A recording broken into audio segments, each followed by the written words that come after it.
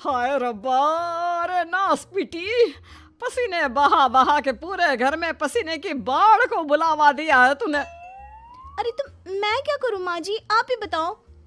अरे भगवान से गुहार लगाओ के उठा ले मुझे।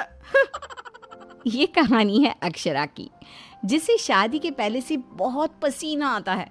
फिर चाहे वो गर्मी हो या बरसात हो या फिर ठंड हो, शादी तो जैसे तैसे हो जाती है। अक्षरा के पति रणवीर को ये बात पता नहीं होती कि अक्षरा को इतना ज्यादा पसीना आता है, और ना ही उसकी सास कौशल्या और ससुर ब्रिजमोहन को पता था। लेकिन वक्त के साथ साथ कुछ ही दिनों में अक्षरा के पसीने से सभी को काफी दिक्कत होने लगती है। तो चलिए होते हैं रूबरू इस पसीने वाली बहू से। बहू, अरे ओ अक्षरा बहू, कहाँ मर गई? क्या हुआ माँ जी, बोलिए। अक्षरा पसीने से लदी हुई थी और उससे बहुत ज्यादा गंदी बदबू आ रही थी, जिससे सभी अपने नाक पर हाथ रख लेते हैं। हाय रब्बा, इतनी गंदी बदबू तो गटर की भी नहीं आती। सीरियसली यार अक्षरा, तुम्हारे पसीने की बदबू दूर दूर तक आ रही है। तो मैं किसी बर्फीले इग्लू में बैठकर खाना नहीं बना रही हूँ। इतनी गर्मी है, 2 मिनट गैस के सामने खड़े रहो तो पूरा पसीने से नहा लेते हो आप। इतनी भयंकर गर्मी है, अगर इतनी प्रॉब्लम है तो लगा लो ना रसोई में भी एसी। हाँ हाँ लगा लेते हैं। वैसे भी तेरे मायके वालों ने हमें ट्रक भर के नोटों की गड्डी जो दी है, हैं? क्या बात करती है। मैं भी चूल्हा चौका कर चुकी हूँ, लेकिन इतना पसीना मुझे तो कभी नहीं आया। ऐसे ही एक दिन कौशल्या देखती है कि खाना बनाते समय अक्षरा के माथे का पसीना टपक कर कढ़ाई में गिर रहा है।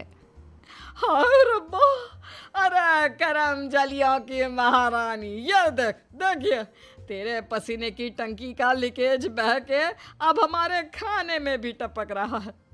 अब अपना खारा पानी तू नमक के तौर पर इस्तेमाल करेगी क्या हमारे खाने में? माँ जी, मैंने जानबूझकर नहीं किया है। और रही बात पसीने की टपकने की, तो इसी बहाने ये घट्टी की सब्जी ना और भी नमकीन और स्वादिष्ट हो जाएगी मेरे पसीने की मिलावट से।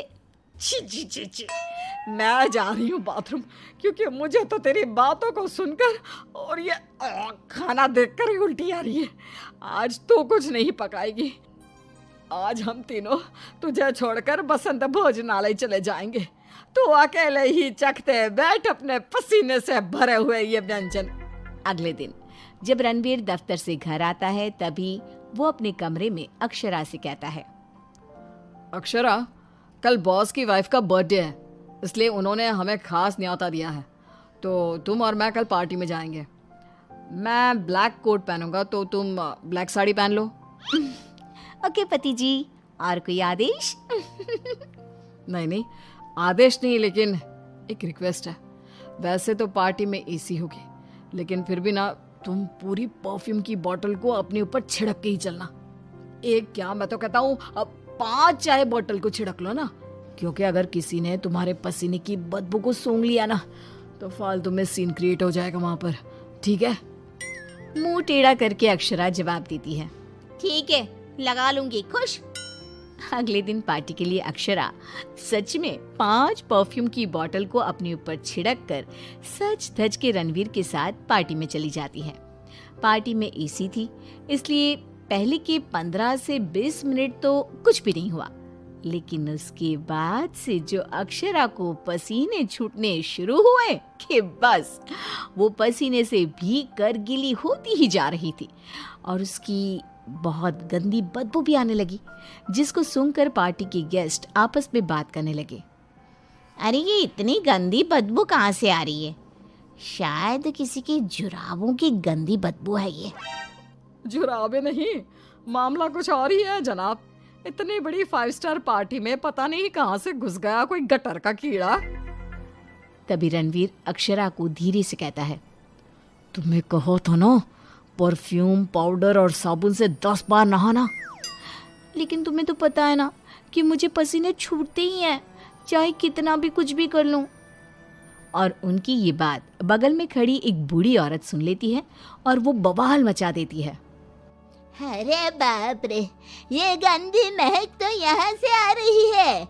रणवीर की बीवी से देखो तो पूरे कपड़े भीग गए इसके पसीने से। सभी रणवीर और अक्षरा पर बहुत हंसते हैं। रणवीर घर जाने के बाद अक्षरा को खूब डांटता है। मिला देना पानी में मेरी पूरी मेहनत से कमाई हुई इज्जत। अरे अक्षरा बहू, किस मिट्टी की बनी हो तुम, जो पसीने का झरना बहता ही रहता है तुम्हारे बदन से 12 महीने और 2400 घंटे नॉन स्टॉप। अरे अभी तो इस कलमुहे के कलेजे को ठंडक पड़ी होगी।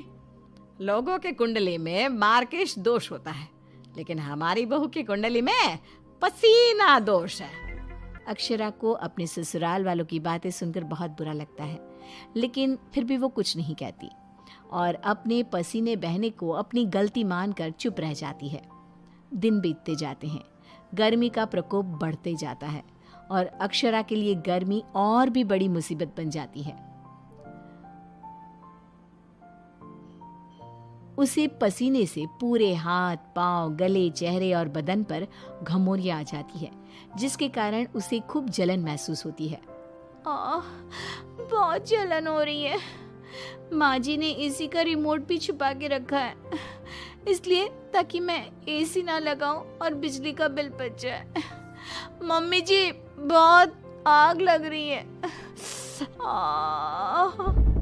अक्षरा जाकर बाल्टी भर पानी अपने आप पर डाल देती है, तब जाके उसे थोड़ी सी राहत मिलती है। अक्षरा के पसीने से तंग आकर कौशल्या अब दिन रात घर में अगरबत्ती और अरोमा कैंडल जलाती।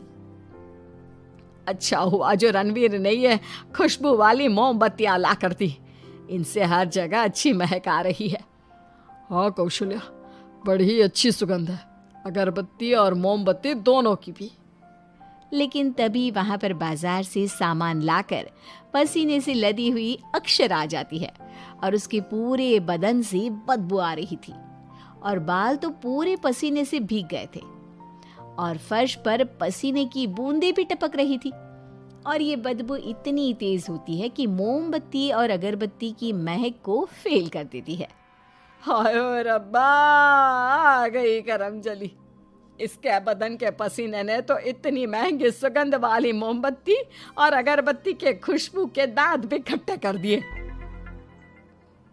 बाहर इतनी भीषण गर्मी है मम्मी जी, ऐसा लग रहा है मानो हम किसी ओवन में बंद हो गए हो और केक की तरह बेक हो रहे हो। उफ। दिन ब दिन अक्षरा का पसीना दुश्वार कर देता है सबका जीना। कभी वो सोते समय पूरे बेड के साथ साथ साइड में रखे हुए रणवीर की इम्पोर्टेंट फाइल्स को अपने पसीने से भिगा देती, तो कभी वो गर्मी से अपने बालों में हुए जुओं को गलती से खाने में मिला देती। हाय रब्बा, आज तो हद ही हो गई, खाने में जुए। अक्षरा बस बहुत हुआ, अब और नहीं। अब तुम सीधा अपना बैग पैक करो और अपने मायके शिफ्ट हो जाओ। बिल्कुल सही कह रहा है रणवीर, हमें नहीं चाहिए ऐसी पसीने वाली बहू।